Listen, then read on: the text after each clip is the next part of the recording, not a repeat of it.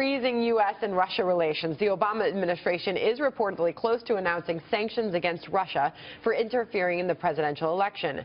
According to the Washington Post, the announcement could come as early as this week. Let's bring in Lieutenant Colonel Alan West, a former Florida congressman and Fox News contributor. Colonel West, good to see you this morning. Good morning, sir.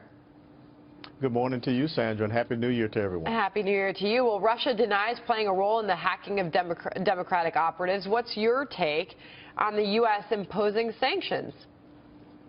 Well, first of all, I find it a little bit hypocritical because we know that there were Obama campaign operatives that went to Israel to try to influence the elections and the re-election of Prime Minister Netanyahu. So I guess we can expect sanctions against the United States of America from Netanyahu. But let's really get to the bottom of this. If Russia had any impact on our elections, I think that is very marginal. I don't remember Vladimir Putin running any campaign advertisements on TV or in our newspapers or what have you.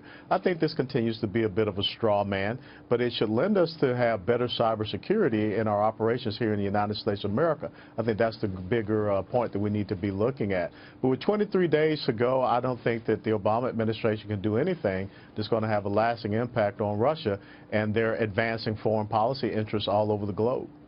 Also, Colonel West, there are reports that Turkey and Russia have agreed on a ceasefire in Syria. This comes after Syrian regime forces regained control of Aleppo. Colonel West, do you expect this ceasefire to last? No, I don't expect the ceasefire to last.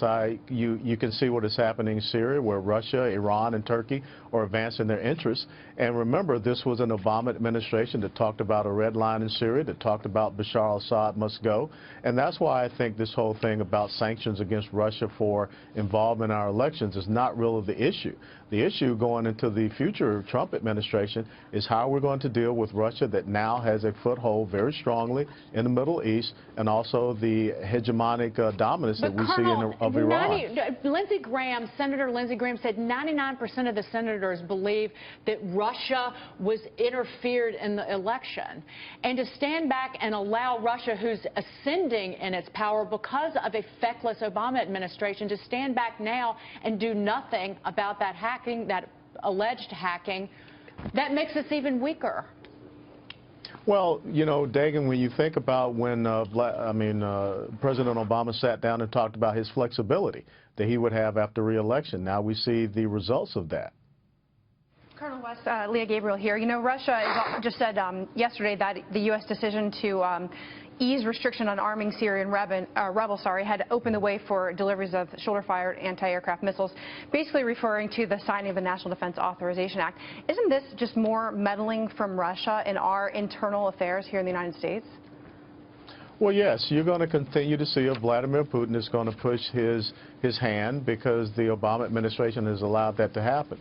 And when you look at what is happening in Syria, where they have brought in those new S-300 missile systems, the surface-to-air missile systems, when you know that you have Iran that is openly acting there as a ally of Russia in Syria, and we see what Russia has been able to do here in the United States of America, is because we have not stood up to them. And what I'm saying is that I don't know in the next 23 days if that's really going to change. It's going to be up to a new administration to take a higher stand and to get a high ground against Russia and start to push back against them. And that's where we need to look at how we have better engagement with NATO. We need to look at what we're doing there in the Ukraine as well as with the Baltic states. Colonel West, what are we going to do with the United Nations? How is America going to interact going forward over the next 4 years? How do relations differ from what we see today? Well, when you look at what just happened in the United Nations Security Council, I think that was very deplorable. Once again, I think the United Nations is now a collection of despots, dictators, and autocrats. 99.9% of the time they're voting against Israel or against American interests. So we have to once again take a high ground with the United Nations and get it refocused. And we have to play tough ball. You know, we're the largest contributor to the United Nations, and we need to start looking at how we can influence them by way of cutting off the funding that we send to the United Nations or to some of these member states that are not in keeping with our principles and values. So how do we balance that with our humanitarian efforts? I mean, I agree with you that, you know, I think we're 22% of the total budget for the UN, which is a huge number. But how do we balance that when we have to take on refugees in Syria? We got to help try to feed some of the poorest people on earth. I mean, that's a very difficult balance. Well, the United States is without a doubt one of the greatest humanitarian nations in the world. I don't think we need the United Nations to do that. When you look at what is happening in Syria, I don't see the United Nations there. When you think about some of the past genocides and other incidents, I don't see the United States there. When there is a tsunami and other instances of man-caused disasters, I don't see the United Nations there. I do see the Stars and Stripes of the United States of America. So I think that we have always been a humanitarian nation, but we don't need to find ourselves in a position of compromise where we're trying to appease and acquiesce to a world body politic that really is not in concert with our principles and values. All right, Colonel West, we're also learning these 3 Chinese traders earned millions in illegal profits after hacking into the email accounts of prominent U.S. law firms. Colonel West, what does this say about the severity of the cybersecurity threat that we continue to face in this country?